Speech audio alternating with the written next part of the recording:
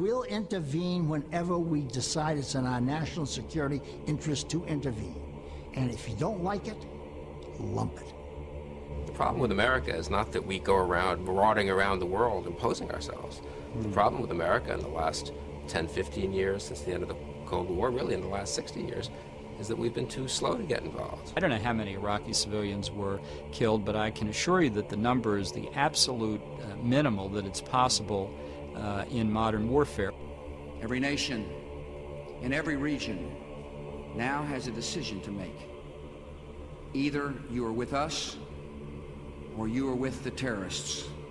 You know, that land over there is yours. You'll go back to it one day because your fight will prevail and you'll have your homes and your mosques back again because your cause is right and God is on your side. Welcome to the darkened hour. Welcome to another episode of The Darkened Hour. I'm Adam Fitzgerald. Today we're going to talk about the Pentagon attack of September 11th, the anomalies that surround this incident, and the stories which are hardly told even by the legacy media. When the file dropped on young Robert Fuller's desk, it was a small dossier which had photographs and names of two men which Fuller had to look into. It was a high priority case. The FBI's New York office was the epicenter for Islamic fundamentalism since the inception of the I-49 unit in 1996. The elite brand, which catered to specifically investigating the finances and unique intricate terrorist activities of Osama bin Laden and his organization, Al-Qaeda. Fuller was the only one tasked to look into two Al-Qaeda operatives, Khalid al-Mihdhar and Nawaf al-Hazmi. It was August 23, 2001, but Fuller was also overwhelmed with other cases to investigate. Thus, the file regarding the two Al-Qaeda operatives were paused for the time being. Fuller was rather new to terrorism squad and already overwhelmed. He had no other help. By the time Fuller opened up the al-Mihdhar and al-Hazmi file, it was September 4, 2001. He begins by typing in the names of both men on the query of the Choice Point database, which the FBI had installed recently. The Choice Point is one of several companies maintaining commercial databases on personal information about U.S. citizens. According to Fuller, nothing came up on either of the two men. He explains to an internal review years later that this was in part due to the many different variations of their names. However, in 2003, the 9/11 Commission concluded that the database regarding both al-Mihdhar and al-Hazmi were not performed. They also added, quote, searchers of readily available databases could have unearthed their California driver's license, car registrations, and telephone listings, end quote. September 10th. Nawaf al-Hazmi and Hani Hanjour are preparing to send an express mail package with an alias, Rauf al-Dog, sending the package to Sharjah, United Arab Emirates. They prepared this package at 6:57 a.m. Eastern Time. The address they used, 1565 Washington Boulevard, apartment number 8, Laurel, Maryland. The recipient of the package was the Mustafa al-Hassawi, a known al-Qaeda financier. The package was later intercepted by the FBI, and inside was Khalid al-Mihdhar's debit card and PIN number for his First Union bank account, which contained $9,000, for which they would have no use for it. During the afternoon, Hani Hanjour, Khalid al-Mihdhar, and Nawaf al-Hazmi would check in at the Marriott Residence Inn Hotel, located in Herndon, Virginia, only 6 miles from Dulles International Airport.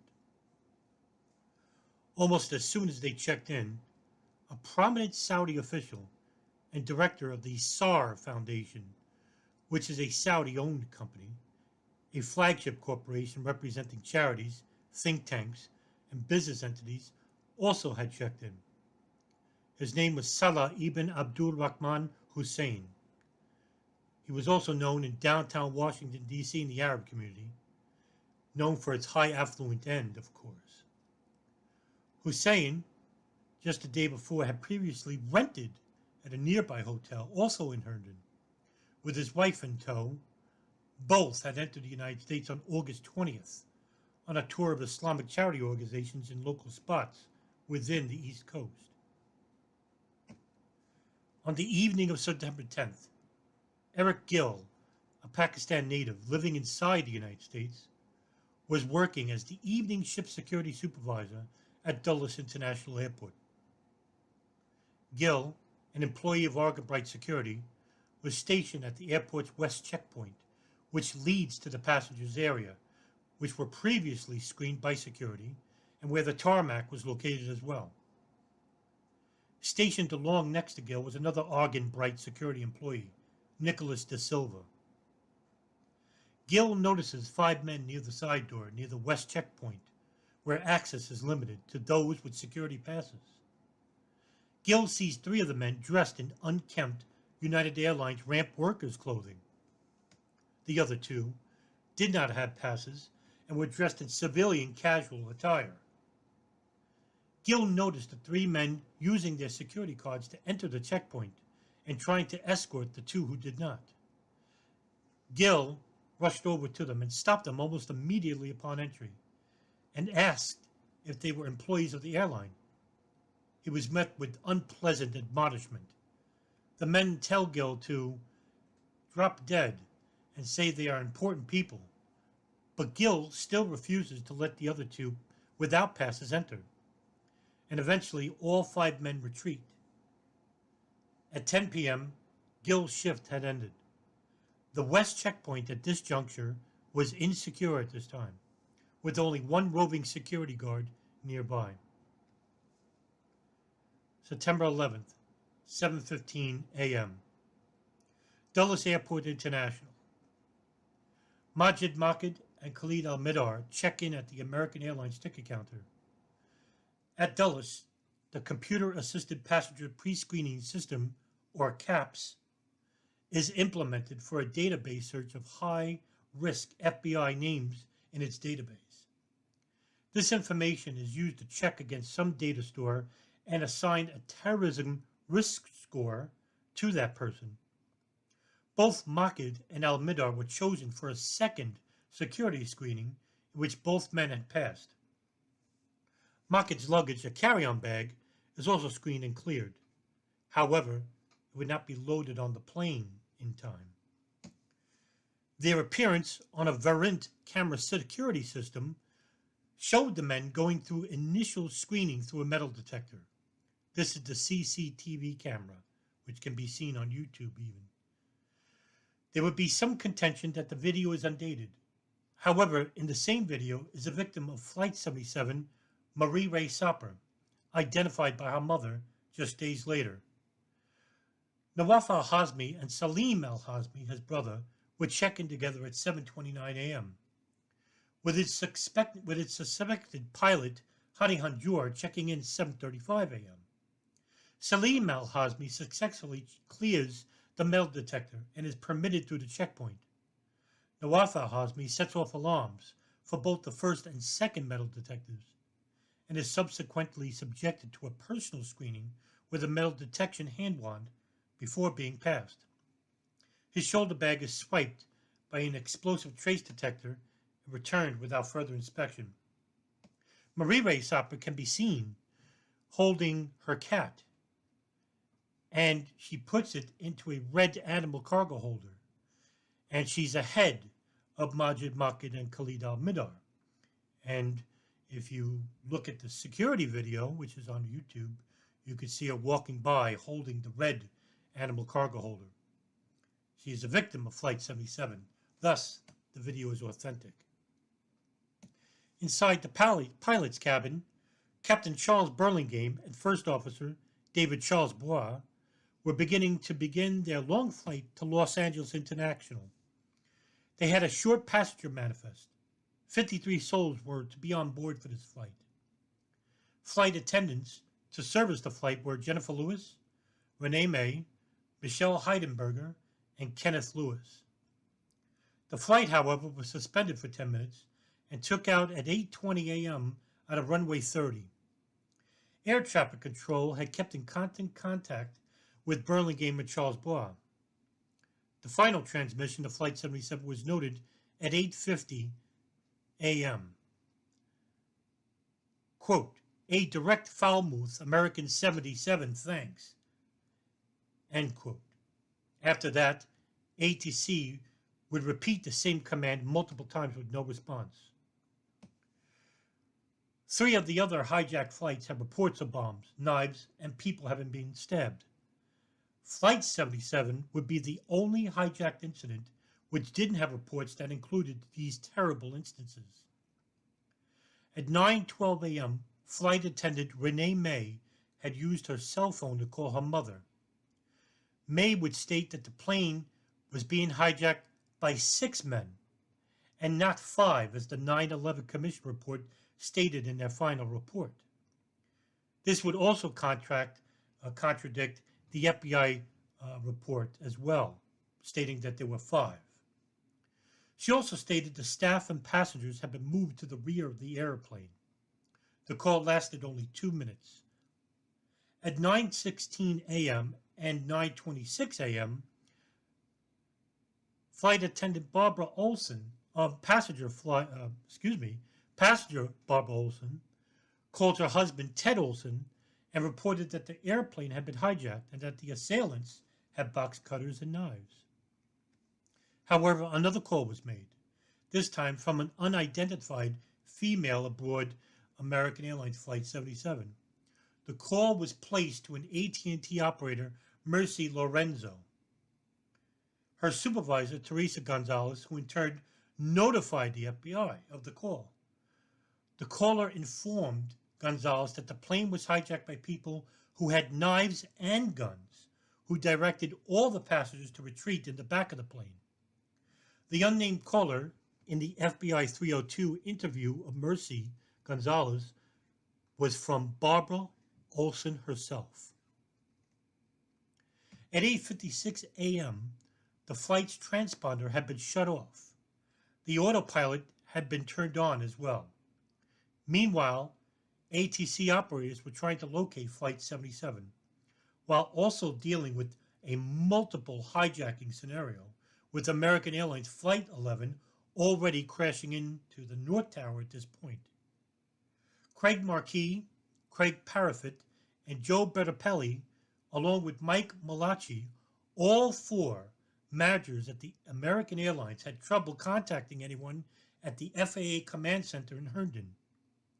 All 4 men would later testify before the 9/11 Commission that they lost precious minutes in building the communications bridge between the Special Operations Command and the Command Center. At 9:29 a.m., while at an altitude of 7,000 feet and approximately 30 miles from Ronald Reagan Airport, Flight 77's autopilot and autothrottle were disengaged. Immediately, operators conducted a nearby C-130 Hercules Lockheed plane. They contacted the operator, Lieutenant Colonel Stephen O'Brien, in which was noticed by FAA in nearby Washington, D.C. on their radar. They asked O'Brien if they could locate a Boeing 757-200 Airbus, which was located nearby. O'Brien, through the low clouds, did indeed notice the plane and relayed the information back to FAA. They asked O'Brien to keep in visual contact of flight, in which at 9:37 a.m., O'Brien notified FAA operators he saw the plane in the vicinity of the Pentagon, and a subsequent fireball immediately impacted and was visible after it crashed. The flight's impact and immediate aftermath were described in fuller detail in Rick Newman and Patrick Reed's excellent book, Firefight: Inside the Battle to Save the Pentagon on 9/11. Quote, The instant its nose struck the outer wall of the Pentagon, Flight 77 ceased to be an airplane. The nose of the plane hit the facade just below the top of the first story, about 14 feet above ground, going 530 miles per hour. A deafening boom shook the morning as a violent concussion tore through the air, jarring bystanders. The collision produced a force on the passengers far greater than that of any high-speed car crash. People became projectiles, bone separated from flesh. Body parts flew as it fired from a cannon. When it hit the building, the fuselage crumpled immediately. Its soft aluminum disintegrated as it encountered layers of limestone, brick, concrete. A blast-resistant geotextile lining, the steel-reinforced concrete columns that held up the building and everything else in its path. In an instant, the impact reduced Flight 77 to 1 million superheated fragments. 2/3 of the right wing had been severed by the impact, with the construction equipment and what was left of it carved a gash in the building's second-story floor slab before the concrete sheared it off the fuselage. At least 1/3 of the left wing had snapped off when the left engine hit the steam vault. The rest of it slid into the Pentagon, beneath the second-story floor slab, penetrating no farther than a few feet. The airplane's tail, 45 feet tall, was still attached to the plane as it plowed into the Pentagon. But like the stubs of the wings, its soft aluminum was abruptly shredded when it collided with concrete. The horizontal stabilizers, the smaller wings at the back of the plane, didn't make much of an impact either. They may have penetrated farther than the front wings since they were being dragged into a hole, but they too broke apart quickly. The aircraft was carrying 5,300 gallons of fuel in 3 fuel tanks, one of the fuselage and one in each wing. The wing tanks were spewing fuel before the plane had even struck the building. At the moment of impact, about 720 gallons of fuel ignited outside the building, sending a fireball twice the height of the Pentagon, up through the roof and out in every direction. Fire instantly charred grass and trees lining the outer wall.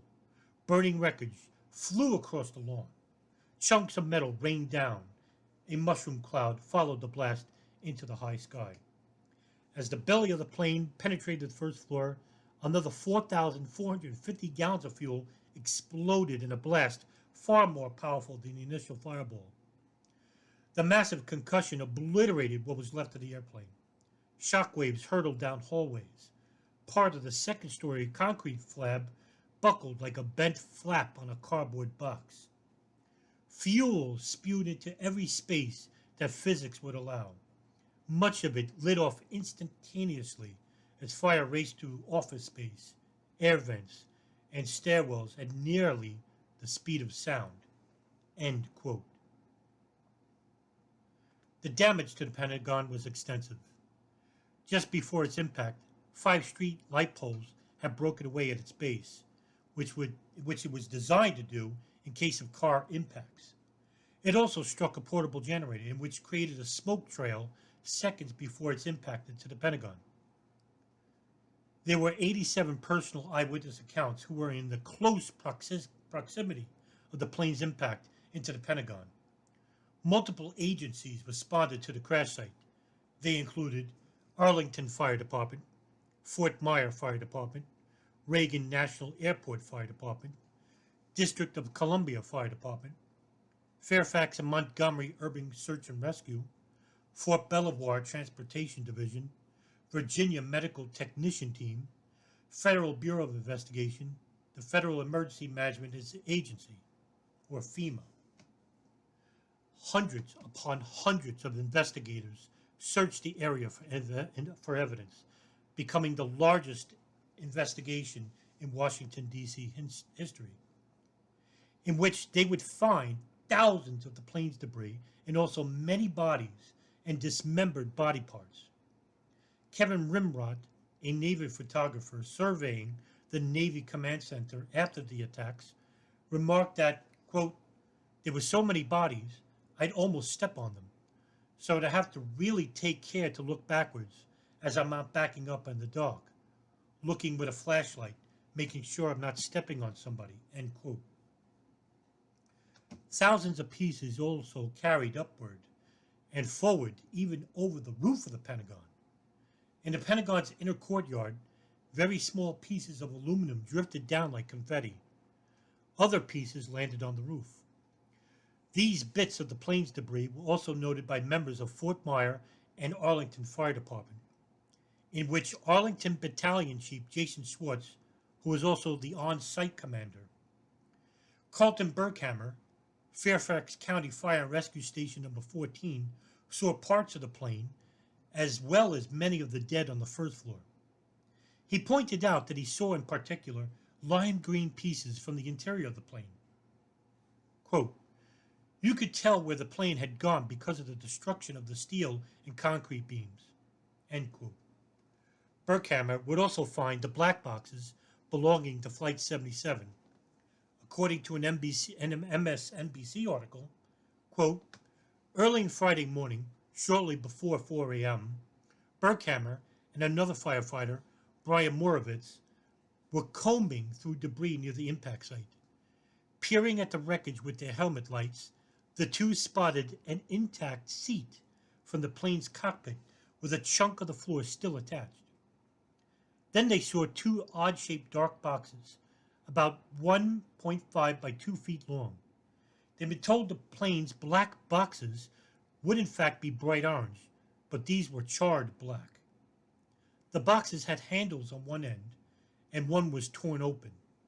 They cordoned off in the area and called for an FBI agent, who in turn called for someone from the National Transportation Safety Board, who confirmed the find. The black boxes were from American Airlines Flight 77. End quote. During the afternoon of September 11th, Eric Gill was out shopping with his family when he heard that an American Airlines plane had impacted the Pentagon. Gill rushedly returns to work, and 2 days later, the FBI come to interview Gill after hearing of the September 10th incident. Gill tells the FBI his story, but the FBI fails to show him a video it had found of the hijackers passing through an airport security checkpoint on September 11th, even though it is shown to all of Gill's colleagues, except the partner he was on duty with, Nicholas Da Silva. The agents show him poor quality photographs, pictures of the hijackers, and Gill identifies two of them as the people he saw on September 10th in the evening, Nawaf al-Hazmi and Marwan al-Shehi, with al-Hazmi hurling the insults at Gill. The FBI agents almost immediately lose interest in Gill, for al-Shehi was not involved in the Flight 77 hijacking, but was suspected as being involved in the United Airlines Flight 175 hijacking, with al-Shehi acting as its pilot, in which crashed into the South Tower of the WTC. Over a year and a half later, Gill would have a telephone interview with the 9/11 Commission staffers about his incident, in which absolutely nothing would become of it. Not then or since. Gill remains adamant in him personally seeing al-Hazmi and al-Shehi, however. Meanwhile, FBI investigators who had begun the largest investigation in their agency history, Pentagon, would have two agents visit the Saudi official who rented a room at the Marriott Residence Inn in Herndon, Salah ibn Abdul Rahman Hussein, the same hotel in which he stood where Hani Hanjour, Khalid al-Mihdhar, and Nawaf al-Hazmi all stayed in on September 10th. As a woman agent questioned him, Hussein feigned a seizure and was rushed to a hospital in which they found absolutely nothing wrong with him, and he was subsequently released. The agent recommends that Hussein, quote, should not be allowed to leave until a follow-up interview could occur, end quote. The next day, the agents returned to question him, but Hussein was rather unhelpful toward their inquiries, even stammering a bit about meeting with al-Mihdhar. When the agents leave, Hussein calls the Saudi embassy in Washington, D.C., they would in turn call the FBI. According to authors Susan and Joe Trento in their book Unsafe at Any Altitude, high-level Saudi contacts inside the U.S. Embassy called the U.S. Saudi ambassador, Prince Bandar bin Sultan Al Saud, in which he notified FBI superiors in Washington, D.C. to not have the agents interview or confront Hussein again. On September 19, 2001, Hussein was allowed to leave the United States, along with many other highly important Saudi nationals on private charters back to Riyadh Airport in Saudi Arabia. One day after the attacks, FBI investigators were notified of a suspicious vehicle in the Dulles International Airport garage. The car, a 1988 Toyota Corolla, was registered to a Nawaf al-Hazmi with a residence showing an address located in Lemon Grove, California. It was the same address in which they lived with another Saudi, who was also an FBI informant. Abdussatter Sheikh, who reported to San Diego FBI agent Stephen Butler, whom Sheikh informed about renting to two Saudis in the year prior to the attacks, who just moved into the U.S., but never gave Butler their full names.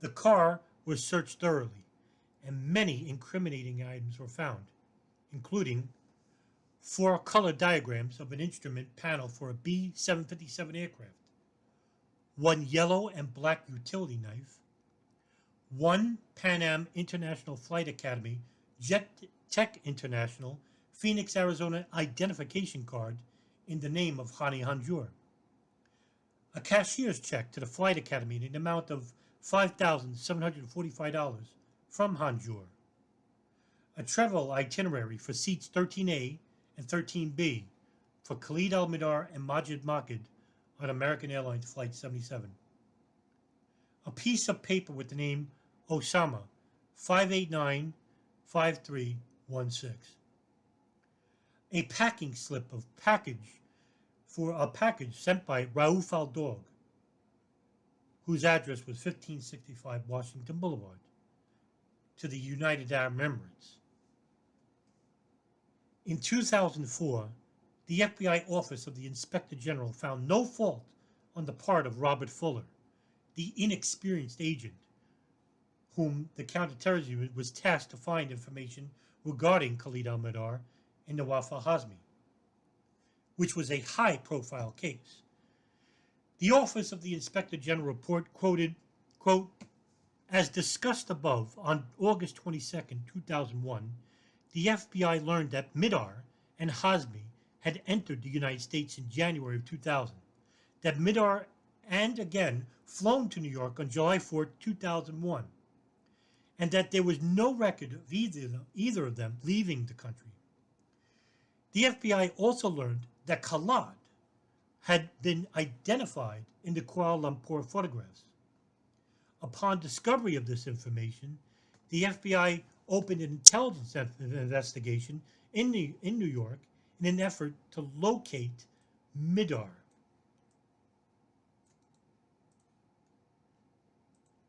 Once again, however, the separation between intelligence and criminal information affected who could receive access to the information about al-Hazmi and al-Mihdhar. This interpretation of the wall also hampered the ability of the FBI New York agents working on the Cole investigation to participate in the search for al-Hazmi and al-Mihdhar. In addition, we found that the FBI's efforts to locate al-Mihdhar and al-Hazmi was not extensive. We do not fault the case agent assigned to locate them. He was new and not instructed to give the case any priority. Rather, we found that the FBI New York office did not pursue this as an urgent matter or assign many resources to it." End quote. The repeated excuses would not end here in regards to the FBI's handling of the September 11th hijackers, as the CIA would also undergo similar internal investigations. However, not a single member of either agency was ever found to be held accountable for their acts of malfeasance, negligence, or even willful ignorance on the matter of monitoring the suspects involved in the September 11th attacks.